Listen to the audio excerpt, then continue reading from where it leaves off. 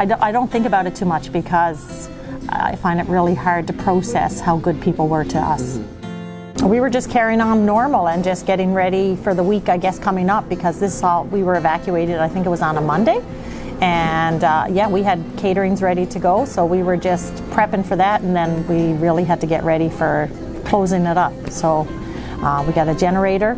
My husband pulled in our generator and started drilling a hole in the wall just so we could convert, and so we had power, and so we could keep our product and things like that. Didn't think we'd be out that long, I guess, right? So we were just thinking a couple of days and we'll be right back and get right back to business, so why let anything spoil? So that was sort of why we got a generator going, and just to keep our business going. We set up the generator, and I think it was 7 or 8 o'clock that night. We felt that, okay, we got as much done as we can do with our home and our business. We loaded up our family. We really didn't have a plan. We were just going to head towards Fort Vermilion and see what happens. And then we had a friend text us, the Melquist family, and they said, hey, if you need a place to come on out. And we looked at each other and said, I guess we're going to the Melquist house.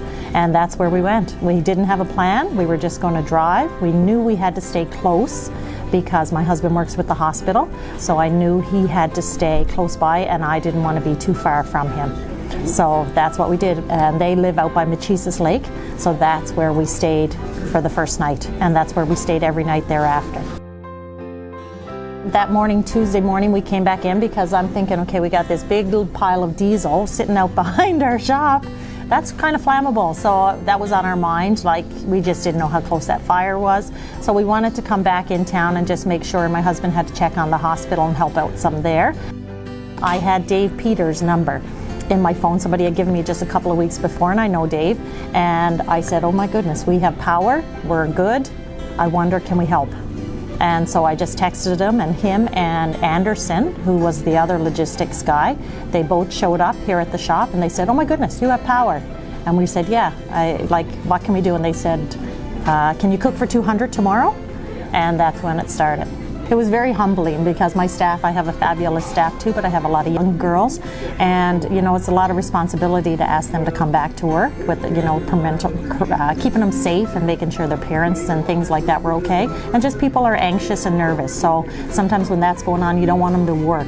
So the fact that these other people just volunteered, came in and helped it's hard work. Like, we were in washing dishes for hours on end because we're a small operation, and in order to cook for 200, it's a fair bit of moving things around and lots of dishes. So they weren't here having a party or at a spa.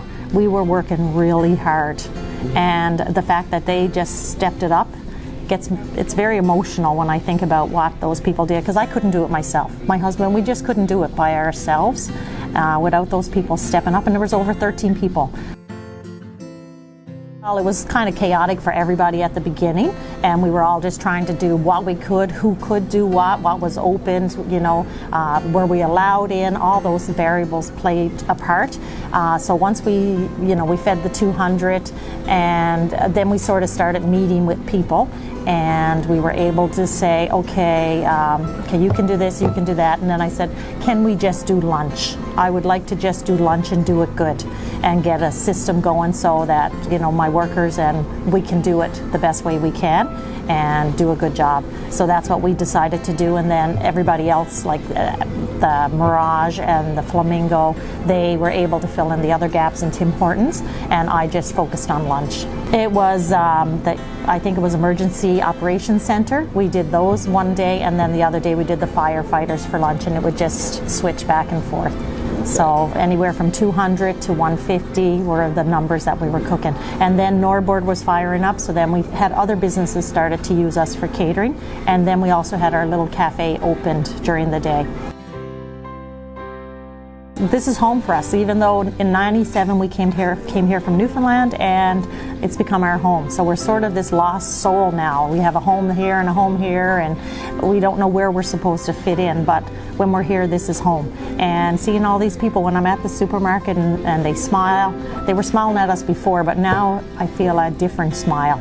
It's a thank you smile, and it just means a lot, yeah.